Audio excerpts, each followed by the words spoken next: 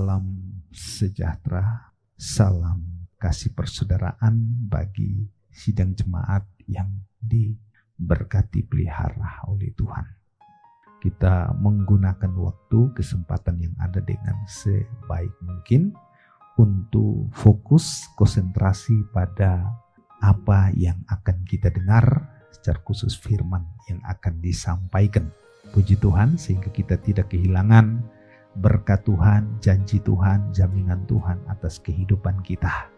Dan kita kembali kepada kebenaran firman Tuhan, yang mana minggu lalu sudah saya sedikit menjelaskan tentang bagaimana Allah menjadikan kita sebagai anak-anak Allah. Ya, tentu mempunyai suatu tujuan.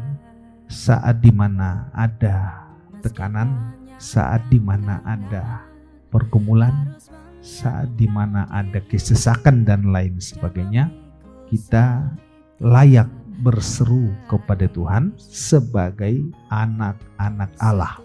Dan seruan kita sebagai anak-anak Allah itu didengar, dijawab oleh Tuhan, dan hasil dari apa yang Tuhan dengar serta Tuhan jawab, Tuhan inginkan ada suatu kemuliaan yang dinaikkan kepada Dia.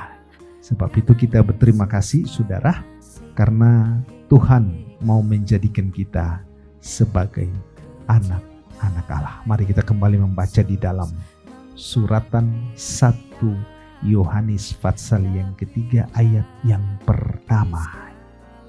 Lihatlah, Ya, betapa besarnya kasih yang dikaruniakan Bapa kepada kita, iya, sehingga kita disebut anak-anak Allah. ya. Jadi Dan ini dasarnya saudara ya. Kita menjadi anak-anak Allah hanya karena kasih karunia. Dan saya katakan kasih karunia itu membuat sehingga banyak kali gratis atau tanpa bayar. Haleluya. Siapa yang bayar? Ya tentu Allah yang bayar. Kita cuma dapat gratisnya. Kemarin kami ketemu Octavina di pasar. Octavina, ambil sudah sayur, nanti saya bayar. Dapat yang gratis saudara.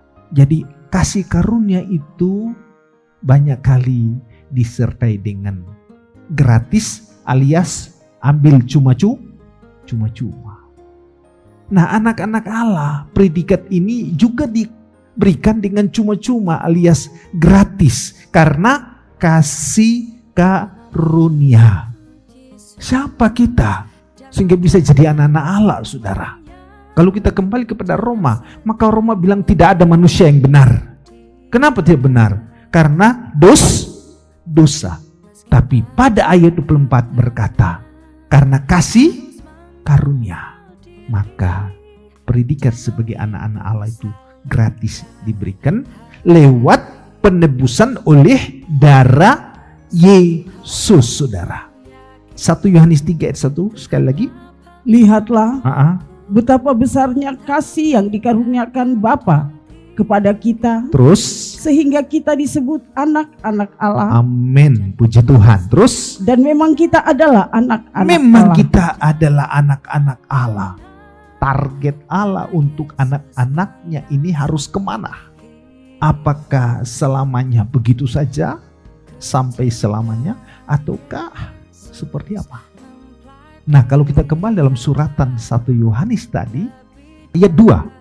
Saudara-saudaraku yang kekasih, Ya, sekarang kita adalah anak-anak Allah, amin. Terus, tetapi belum nyata apa keadaan kita kelak. belum nyata keadaan kita kelak. Di kemudian akan jadi seperti apa itu belum nampak, saudara.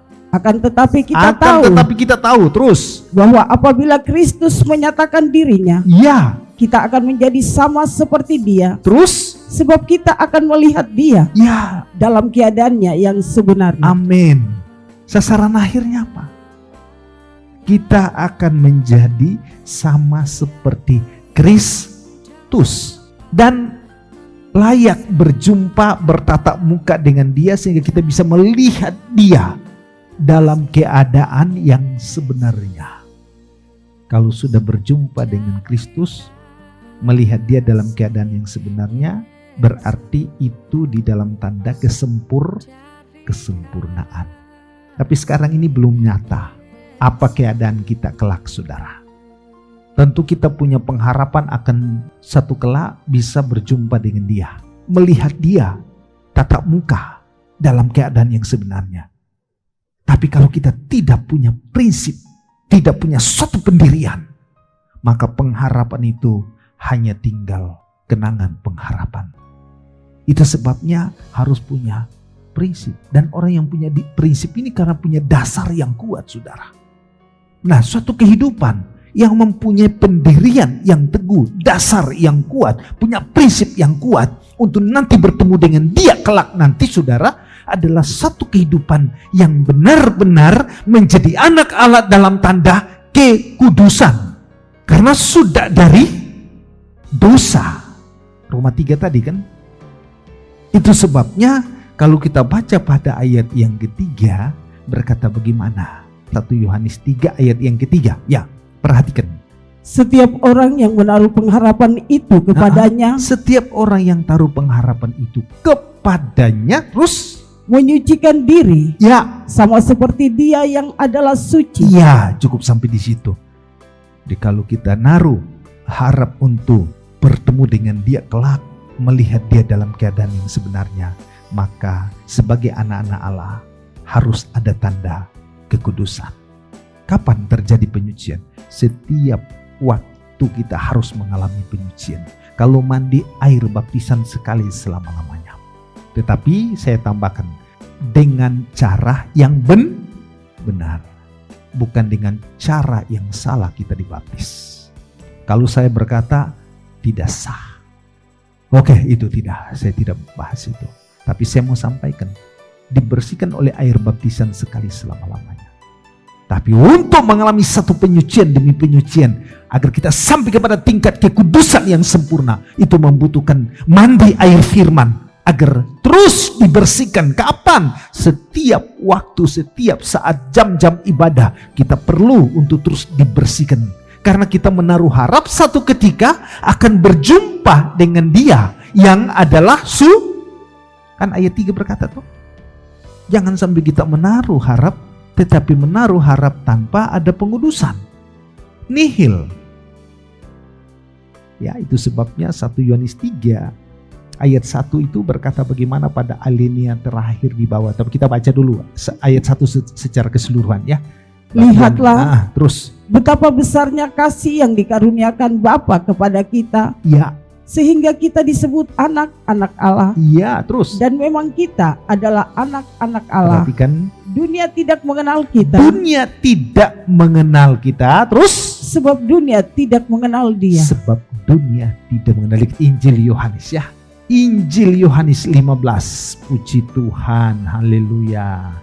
Injil Yohanes 15. Ayat 16 dulu kita baca ayat 16. Bukan kamu yang memilih aku. Bukan kamu yang memilih aku. Terus. Tetapi akulah yang memilih kamu. Tapi akulah yang memilih kamu. Ayat 19. Perhatikan. Sekiranya kamu dari dunia. Sekiranya kamu dari dunia. Terus. Tentulah dunia mengasihi kamu. Haleluya. Terus. Sebagai miliknya. Tetapi karena kamu bukan dari dunia. Kamu bukan dari dunia. Terus. Melainkan aku telah memilih kamu dari dunia. Ya, terus. Sebab itulah dunia membenci kamu. Ya, sebab itu dunia benci kamu. Kalau dalam suratan 1 Yohanes pasal 3 ayat 1 berkata, karena itu dunia tidak mengenal kamu. Sebab dunia tidak mengenal Dia. Dalam Yohanes berkata, dunia membenci kamu. Karena ayat 18, dunia membenci Dia. Haleluya. Apa tugas dari anak-anak Allah? Apa yang hendak dilakukan? Harus dilakukan oleh anak-anak Allah. Poin pertama, jangan mengasihi dunia. Karena dunia benci kita, dunia tidak mengenal kita. Tapi perlu kita ingat, di akhir zaman ini, banyak dari kehidupan anak-anak Tuhan mengenal dunia dan mengasihi dunia. Ya, Tuhan memberkati kita semua. Minggu depan kita lanjut lagi.